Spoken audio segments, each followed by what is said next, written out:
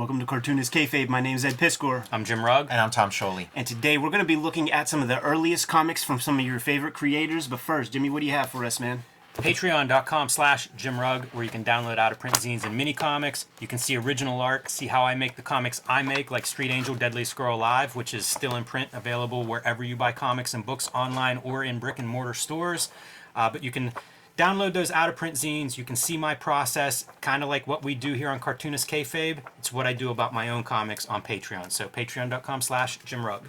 I thought we were going to see some of your earliest comics, Jim. What the Yeah, fuck? I mean, speaking of earliest works by your favorite cartoonists, here's you get to check out some of the earliest works by everybody's favorite, Jack Kirby. It's his life story. You got, the earliest stuff he did, the stuff he did in the middle, and then the stuff he did at the bitter end. And see his whole life story play out in pencil form. I just saw him show Roz his etchings. Oh, okay, yeah. A highlight, definitely. And then here's Fantastic Four Grand Design. It's the story of the Fantastic Four in one complete volume. You don't need any other Fantastic Four comics other than this to celebrate their 60th anniversary, which is coming up or just passed. I also have a YouTube channel called Total Recall Show. And Patreon, go to patreon.com, search Tom Shelley. Red Room Comics in the Wild recently completed the first season of Red Room Comics, the Antisocial Network. 4 issues of the Antisocial Network are out there on the stands as we speak. We recently reprinted issue number 1 of the Antisocial Network with this sketch cover. Every issue, though, is completely self-contained. It tells its own story, but if you read multiple issues, you gain more awareness of the world that I'm constructing. That revolves around murder on the dark web for fun and profit, fellas. You can read these comics before they even hit paper or read them digitally at my Patreon, patreon.com/edpiskor. $3 for the archive there. And if you dig around, you will find a PDF of the complete free Comic Book Day comic up there, completely for free. You can get to these links by way of my link tree in the description below this video. Fellas, we often talk about how it's the early part of a cartoonist career, it's the late part of the cartoonist career. That's kind of the most interesting stuff to look at in a lot of ways, because when they find a rhythm and they go through the motions and when they achieve their ultimate success, of course it's dope, it's dissected to death, and you just kind of see more of the same for a while, man. So I thought it would be fun to crack open Fandom's finest comics. You see some of the names that pop up on here: John Byrne, Jeffrey Jones, Wendy Pini, Jim Shooter. You'll see Frank Miller comics, Dave Cockrum. There's Klaus Janson showing up in here. A lot of cool people who got their start. One of the tried and true methods for attaining a professional status as an artist in comics. You went through the fanzine circuit. I absolutely love these books. Bill Shelley does a great job with sort of pulling out some info on some of these artists, because next to the Crumbs and the Frank Millers and Klaus Jansons are guys who never really went beyond this. Yes. And, they're all kind of at the same starting point at that time.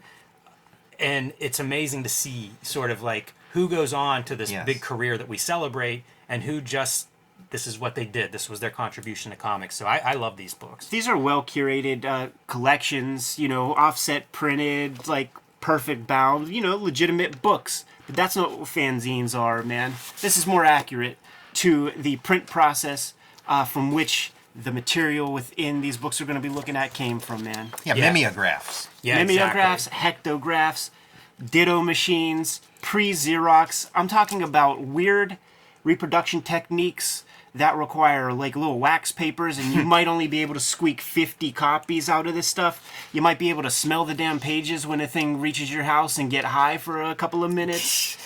And many of these names are names that we will see in Fandom's finest, in the books that we're going to look at here in a minute. But this was kind of like a who's who by all of these guys who, they knew each other through the mail and trading these fanzines. And at some point they decided they were going to put together this collection of all their characters, done by the creators. Bill Joe White, that eye character, makes the cover of Volume 2. Very famous character. Yeah, absolutely. From that period. And Bill Joe White, huge in fandom. Guys like Ron Foss, Roger Brand. Yeah. You might see some Roger Brand show up in some West Coast underground comics in the late 60s, early 70s. What a beautiful aesthetic.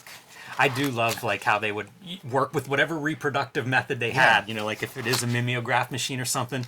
Sometimes when you would see like a Ditko contributed a lot to fanzines, that drawing that he would contribute, the person putting the fanzine together would trace, you know, for the reproductive process. Yeah, because like what the tracing means is scratching into like a little gelatin surface the outline of you know, there's no inking, like, and I feel like even with this, you're not seeing like inking, like you're seeing people, you know, etch into.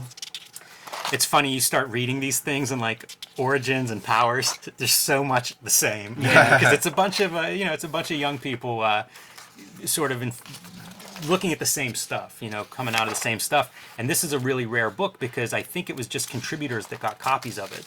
And so the way I ended up with one is one of these contributors put it online and then, you know, printed out. Well, Marvin Wolfman. Chris Pitzer printed out a copy for me from the online. I don't know if it was a PDF or what. So let's crack some of these open, man, and just take a look at some guys. The other thing that like fanzines remind me of a little bit is the very early days of webcomics, where there weren't very many practitioners and like you would all know each other. And I would hear stories of that first generation where they'd all be like 8th graders all around the North America trading each other's you know, links and stuff because that's what they knew. Yeah, man. So let's get into things. Bill Black is a name that comes up often, man. Was that AC Comics? Yeah, they've been running forever. Femforce. Right.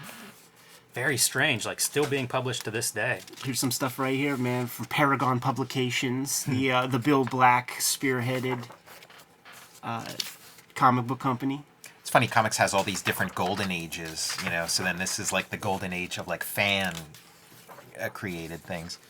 Yeah, and Bill Shelley, the creator of this, like I think he was like instrumental in the original Alter Egos with Roy Thomas. Roy Thomas, yeah.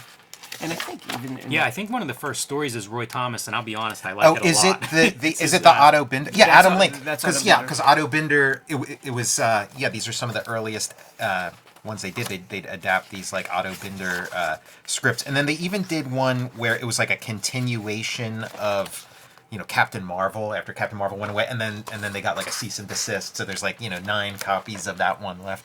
Yeah, Jimmy, I think it's this one It that is has, this one, that yeah. I has was the, going to say, I the was Roy thinking Thomas of stuff. the other volume.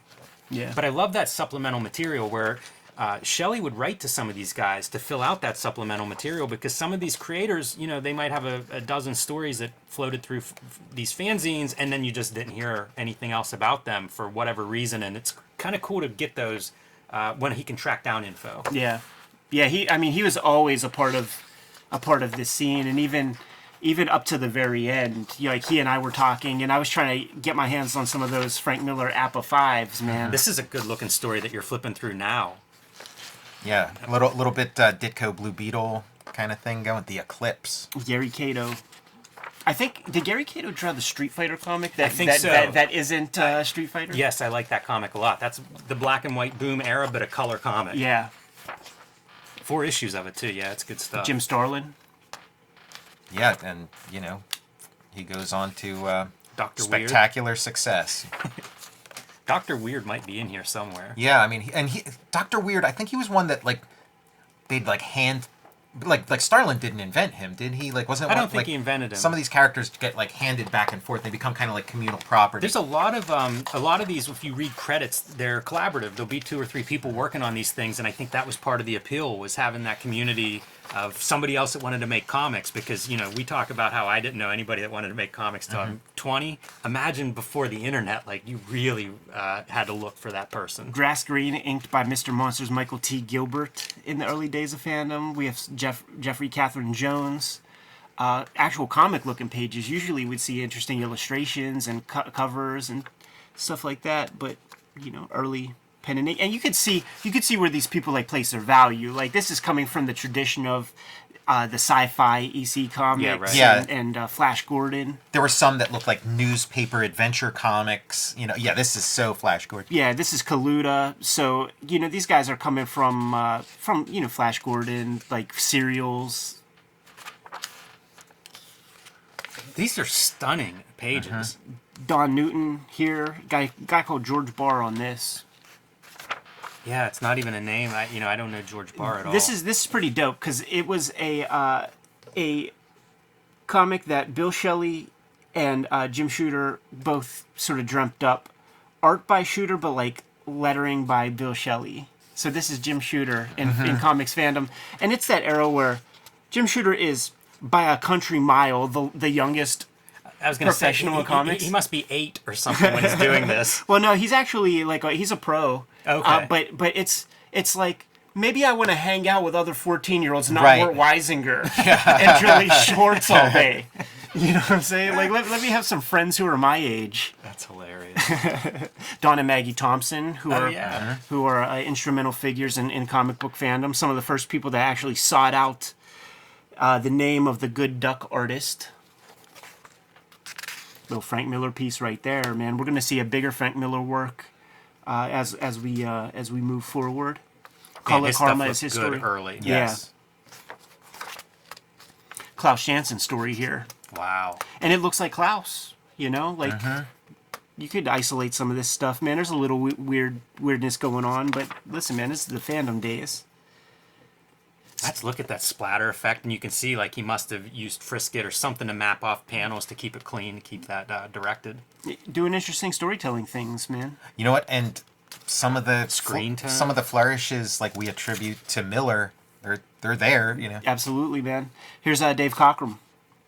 You know, he might have used this work. He might have been in the military while he was doing this. This could be the portfolio that got him his earliest, like, Warren jobs. And like he knows his subject matter. Like this is a guy who's going to do Legion of Superheroes. You know, he likes drawing weird spaceships and alien worlds. Yeah, using one of those calligraphy markers for his lettering. That's like a super inventive spaceship design too, like with like the scorpion tail and stuff. Yeah, he's about aviation, man. That's a pretty strong page. It's funny to see the arrows used though to like make the storytelling work, but you know, from a drawing standpoint, looks good. One of the great kind of character designers of the 1970s, and that's, you know, you could see that in some Don Bluth rock and roll, Yeah. you know, flick or something. And like so many of the X-Men designs that persist to this day, you know, came out of his pencil. Here's the Frank Miller story, Nice. man. Chapter 9 of Call It Karma. So, Frank, please, man, like, let's get this collection. And you're going to see names. Nick Manolis. Nick Manolis is the guy that, remember in Born Again, Daredevil comes into his apartment and is like, Nick, what the fuck, man? Like we have all this history. And Nick Manolis, like, sold him out and is, like, on his hands and knees, like, crying as Daredevil leaves. Elektra Stefanos. Okay. Yeah, he's got his cast of The characters. Fixer. I'll bet they're gonna hang out at Josie's bar. He has the chiaroscuro kind of artwork happening here. The styles there. This is like, what's it got? Kojak? Yeah, right. Yeah. Love the drawing in this. Like the line work's very different there, and it reminds me of some of the stuff that we would see in the 80s, like even Sienkiewicz kind of line work and stuff. Pretty inventive. But he's still figuring stuff out, you know? Of course. So, like, you know, what the fuck is that? What are you're telling us there, Frankie? That is the beauty of this stuff. It's like they're so there and then they're so not there. Yeah. At the same time. And Yeah. it's neat the stuff that works, you know, like that staircase. Pretty fun. You feel the Steranko in there. Totally. Yeah. A lot of stuff. Yeah, I definitely feel Ditko here. Dude, this is Batman, you know, take your pick, Dark Knight Returns. Yeah, under the lamppost. Wow. Cool composition. Has the Eisner. Golden Age Batman kind of caption treatment with the big T. Yeah. I think I see a paste up right there. You see that line? Yes. Of that cut? I think it's this piece. You know? Need to reorient that storytelling a little bit, man. This is one of my favorite pieces. This is like worth the price of admission for this book, man, to get this proto, super early Frank Miller work. Yeah, and it's like he kind of had to sneak this kind of stuff into his superhero stuff before he eventually got to do like full-on books like this with Sin City. You know, it's the Bill Shelley books where you learn a lot of stuff, and one of the things you learn is like who made Bob Overstreet the you know, overseer of comic book prices. Overstreet was a guy in Fandom as well, man, and this is a comic that, you know, comes from his pencil. That's a good looking piece. Yeah. You see like very all polished. you see all the EC guys like mixed together there. Yes. you do. Mostly Kurtzman, actually. Like Yeah. like that's a Kurtzman story and Tales from the I'm Crypt. seeing like some Feldstein in some of the this is some Johnny Craig right there. It's real interesting, like when you read some of the back matter, EC had such a fandom, you know, like Yes. so much fandom came out of EC that then that translates to all these guys. You know, it's part of how they got together to begin with was through that fandom, and of course that becomes their big influences. That's a beautiful looking piece too. Yeah, Mark Hempel, man. There's Tug, his story. Tug and Buster was his epic comic, and he probably is still getting royalty checks off of his contributions to the Sandman in the back half of the No Game and Sandman series. Way more designy than this, you know, like he's more steeped in traditional comic storytelling here, but he Yeah. gets a very, very design oriented style that he develops over time. Yeah, I like his stuff. There's The later stuff, but this looks great. I Yeah. see some. Wrightson. That's what I was gonna say, and then I was trying to figure out timeline if that makes sense or not. But yeah, I mean, some of it has to be Yeah. Wrightson, like some of these faces. These and Ichabod things. Crane type characters. Looks nice though. I mean, it's kind of cool to think like you're pulling from Warrens or something at this point, and looks good. Bookended by the Adam Link Another Adam joint, Link man. adaptation. Yeah, it's this fun. one, D. Bruce Berry, who becomes inker for Jack Kirby. Bill Spicer there doing page layouts and lettering. Pretty strong stuff. We'll see a few of his. We'll see his name on a few of these stories. And Yeah. some of these Adam Link stories were adapted in like EC and comics, and I think this was like an attempt to make something that's like truer to the source material. Not saying better, but at least truer to the source material. Yeah, Yeah, all of this extra material is just gold. totally. And we're going to get to see some of that Roy Thomas pen and ink. I saw it said Figure there's some Foo. like Robert Howard in here. Like, is it just like an unauthorized adaptation of one of his things? Must be. Or like, I think he was a part of, sci-fi fan. fandom. Yeah, him and the Binders were both like in fanzines. We did a piece about sci-fi. Foo. Really nice reproduction of this stuff. Yeah.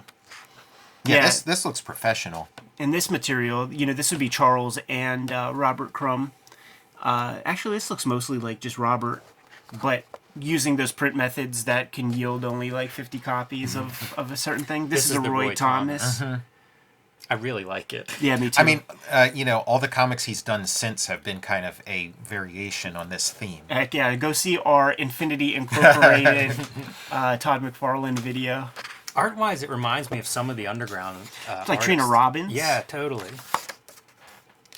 Look at that. That's Roger Brand, who I guess must have been around San Francisco because I think he was associated with some of the underground stuff there, and there may even be some underground comics by him. And it's fun, like, it makes sense that he's steeped in traditional comics fandom, because the underground comics that he would show up in would be like Skull comics, or like the ones that would have like a theme that was more genre based rather than just like fucking do psilocybin and Yes. spill out your brain. I like these figures a lot. They reminded me a little bit of like a Klaus or an Alt, although the rest of the story doesn't look as much like it. Yeah. But that first page I thought was really, You put all your effort into that first page. Yeah. You remember those days, man, Yeah. and you just powder out. But even like the simple, just having a screen behind, like it's a really simple Yeah. image, and I think that flatters the work. Here goes our Biljo gimmicks, man. This is like an enduring character of comics Totally. fandom, right next to Pro Junior, the Eye. I feel like This stuff looks good too. I feel like we've all created a character Yes, that looks yes, like this when we were little kids. You could really impress the other kids at the elementary school by drawing a big ass eyeball with some shoulders coming from underneath. I don't know the time frame for this one either, but that feels like a Steranko influence. Yeah. I mean, it's good looking stuff. Like he was good. Yeah. Wonder if he did any very much pro work. Look at this lettering, just terrific lettering. And Otto Binder, like he had relationships with fandom. Like he'd have guys like Frank Miller over his house and stuff when they were just teenage fans. This is neat. This is one of those guys that really only did fandom work and then drops out. But look at how good this page is. I mean, that's just good comics. Yeah. And I see, you can see some Kurtzman in that too. Guys, you could niff. But there was a company that was going to do books, and that's what this is like a layout for a graphic novel line that I don't know why it didn't materialize, but that's what you're seeing there. Pretty awesome to see like pencil layouts like that. Ron Foss is another name that would come up in comics fandom quite a bit. These guys are good, for trading their stuff in short little editions and everything. Like many of them are very good. D. Bruce Berry again. Grass Green. That's like his staple character. You could find offset printed Yes. comics of this character. Yeah, they're part of a series that's probably 10 issues or so long. Yeah, I grab have a them whenever couple I of those, can. Yeah. Doctor Weird. Yeah, there's your Dr. Weird. The cool thing about this Wise character, man, the very first letters column of Fantastic Four, so issue 3 or 4, like he has a letter in there, man. So He steeped went in the on culture. to work a lot in prose, right? He has, man. I think he might have drawn. I get him and Gary Gianni confused a lot, and this Wise dude might have done Prince Valiant before Mark Schultz. But then it might be Gary Gianni. See, now I'm doubting. Well, who I think know Gianni Alan has done Weiss Prince is. Valiant. Okay, I so don't it's know. not this guy. I was thinking Alan Weiss did Marvel stuff and even some Valiant. Yeah, I don't know. You know where I think I get these guys confused is I think they both did pinups in Frank Miller, Big Fat Kill, and their names are forever sealed together It's in my so mind funny how because that works. it's the first do time I that too, ever. Yeah. This looks great. by Jeff the way. Jones.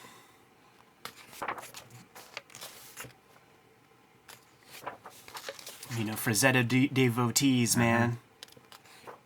Yeah, some like I don't have this book, but some of these I'm like I want to read that story. Yeah. Yeah, it's pretty neat to see these guys because no editors, right? They're just winging it. I think this is a crib from a 50s Joe Kubert tour. Some of the stuff he's doing with like grays and spotting, spotting some of that screen tone. Who is this? Marv Wolfman writing. Famously created the Nova character in Fandom, and there are issues of like old Nova comics, and he, sold gave the character to Marvel. Dave Herring on art here. I love all of that. Yeah. The rounded borders look great. Using the drawing's duotone. good. So he's a rich boy. This is a rich boy bit because he's able to use duotone. I feel like he should have gone into animation or something. It just reminds me so much of that, like, I don't know, what I associate with like 60s kind of animation. How influential is like a Tarzan to this generation? Or just just to comics in general. Back in the days of monoculture, right? Everybody's just looking at the same couple Yeah, of just things. it's like I've been going deep with like Dick Tracy, and it's like wow, they just kind of they mashed everything together. They took Tarzan and Flash Gordon and Dick Tracy and just mashed it together, and then you get Superman, Batman. Man, this is pretty great drawing too. Larry Ivy named it, pop up every now and then. Oh, dude, it's so funny because like when you see stuff like this, it's like I bet he has a collection of Mac Rayboy, That's Yes, exactly yeah. what I Captain want. Marvel Juniors. Looks amazing though. Yeah, that stuff looks very like Alex Raymond kind of stuff. George Metzger. Really beautiful creatures too. There's a lot of interesting character designs throughout a book like this. The imagination is like the strength for some of this stuff. This Metzger guy, he was in our graphic novel video, right? Like he's got some like 1970s graphic novel yeah, I think collection you're right, yeah. that Warren was showing off. Mark Wheatley. Mark Wheatley, I always think of with Mark Hempel. Those guys have the done a lot of Baltimore crew. collaboration stuff, and I think they probably influenced one another quite a bit. Warp from First Comics. That's the joint that They pops did into my mind. Breathtaker, I think, from Vertigo that I was a fan of. Look at every single this- one of these names is These somebody. are pros. Like I'm like, where's the fanzine part? But I guess yeah. Starlin, Cockrum, John Byrne. That's neat. Yeah, Byrne was like such like a precocious talent, like so good for like right off the bat. Yeah. We did a video taking a look at a Fantastic Four comic he did as Right. a fan. Yeah, As a kind of submission. very very like Kirby-esque. Yeah. That's one of the more interesting comics for me that we've seen on this show because I had never seen that before and really stands out. Oh, that's It's a fun clearly video. Wendy Peeney. Yeah, I'm a fan of Jim Shooter's drawings. Like anytime I see them, they're they've got sort of like a brutal appeal. Wonder where this is at. He says he discovered Jim Shooter was already writing for DC Comics, lived in a nearby neighborhood. Did Bill Shelley spend time here? Yeah, I don't know. It sucks too, man, because I knew Bill Shelley. He passed when we were doing our shoot interviews I with like remember. Jaime and so like that weekend. Yeah, I and remember. because I was talking to Gary of like, man, I want to get Bill Shelley on the shoot and like we could sit with that guy for 5 hours. He's written some really important books. And he's just been there That's the whole gorgeous. that whole the lettering, that heavy black outline, that's really impressive. Is Buddy Saunders my comic shop? Yes. I almost brought something in for this because I saw Buddy Saunders' names. My comic shop. He's also made an appearance because he was like a sub bar in the Todd McFarlane Comics Journal episode that we did like 4 hours on, where he's talking about violence being too great in comics. And in the Words and Pictures Pro zine, there's somebody got an internal memo from Buddy Saunders, who was really against like any of these more mature comics or adult comics at the time, and had some harsh policies within his store to try to curb that. Yeah, interesting name, Buddy Saunders. A long history in comics, and it's cool. It goes all the way back to Fandom. That's pretty neat. And he's got a comic called The Demon, maybe like, 10 years before Jack Kirby's Demon. And then even, like, the logo looks like logos I've seen in, like, 80s revivals of The Demon. Yeah, it says 62 to 68, so, yeah. Probably not the most original title, Right, suppose, sure, but like, looks good. Jerry Ordway. Pretty good from the start. Yeah, I wonder about like ages of all these guys, right? Like he's 15, 16, pretty young. A lot of these guys, like the Frank Miller piece was in something called APA 5, and that APA, that specific branch would have people like Paul Chadwick in there, and like a lot of people that went on to do and be great kind of I did an contributors to APA comics.